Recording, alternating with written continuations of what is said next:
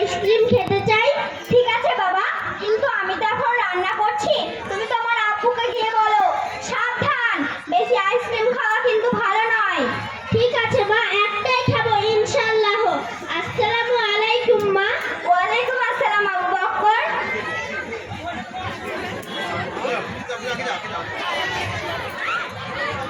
আসসালামু আলাইকুম আব্বু। ওয়ালাইকুম আসসালাম আবু বকর। বাবা কি হয়েছে? আব্বু তুমি কি আমাকে কিছু টাকা দেবে? কেন বাবা, টাকা দিয়ে কি হবে? আমার খুব আইসক্রিম খেতে ইচ্ছে করছে, আইসক্রিম কেনার জন্য টাকা দেবে? কিন্তু বেশি বেশি আইসক্রিম খাওয়া তো ঠিক নয়। বেশি বেশি আইসক্রিম খেলে ঠান্ডা জনিত নানা ধরনের অসুখ হতে পারে। ঠিক আছে আব্বু, একটাই খাবো ইনশাআল্লাহ। ঠিক আছে, এই নাও, এখানে 50 টাকা আছে। ঠিক আছে, আইসক্রিম কিনে বাকি টাকা ফেরত নিয়ে আসবো। আচ্ছা, আর তুমি যে আইসক্রিম নেবে সঙ্গে আব্দুল রহমানকে কিনে দেবে, আর একা একা না গিয়ে সঙ্গে আব্দুল রহমানকে নেবে।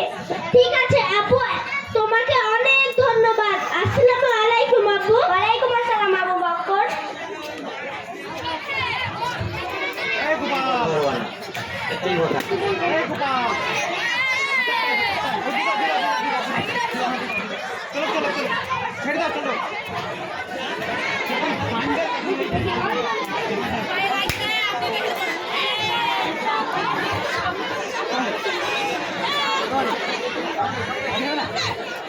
আসসালামু আলাইকুম চাচা, কেমন আছেন? ওয়ালাইকুম আসসালাম, আলহামদুলিল্লাহ আমি ভালো আছি।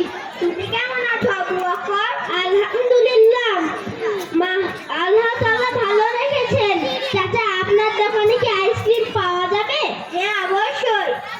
আমাকে আর আব্দুর রহমানকে দুটি আইসক্রিম দিন। এখানে দিচ্ছি, একটু অপেক্ষা করো। এই নাও।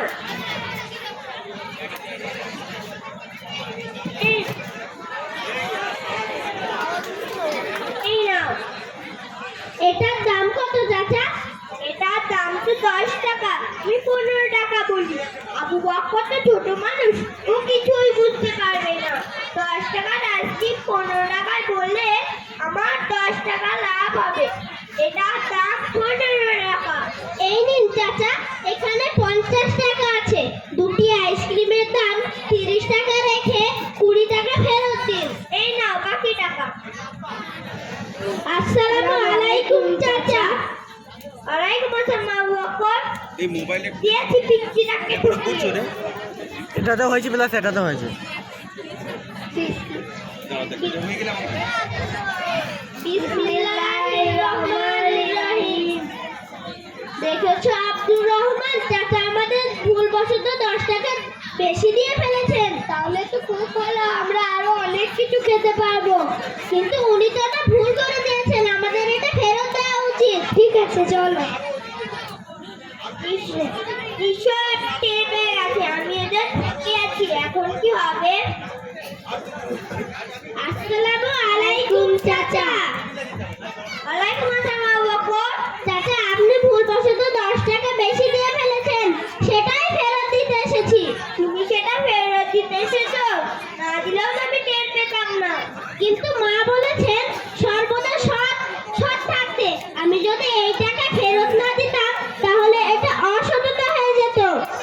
আমাকে ফেরত না দিলেও তো তোমার মা জানতো না। মা, কিন্তু মা হয়তো জানতেন না। আল্লাহ তাআলা তো সব দেখতে পান। রোজ হাসরের দিন তিনি আমাকে এটার জন্য শাস্তি দিতেন। তাই কোনো অবস্থাতেই আমাদের অসৎ হওয়া উচিত নয়। তুমি এত ছোট মানুষ হয়েও আল্লাহকে ভয় পাও? আল্লাহর ভয়ে ভুল করে দেওয়া টাকা ফেরত দিতে এসেছো? আমি কি করেছি জানো? আমি তোমার কাছ থেকে 10 টাকা বেশি নিয়েছি। আজ থেকে আমি কাউকে টাকাবো না, সর্বদা সততার ব্যবসা করবো ইনশাআল্লাহ। একটু দাঁড়াও আবু বকর, এই নাও তোমাদের সততার পুরস্কার।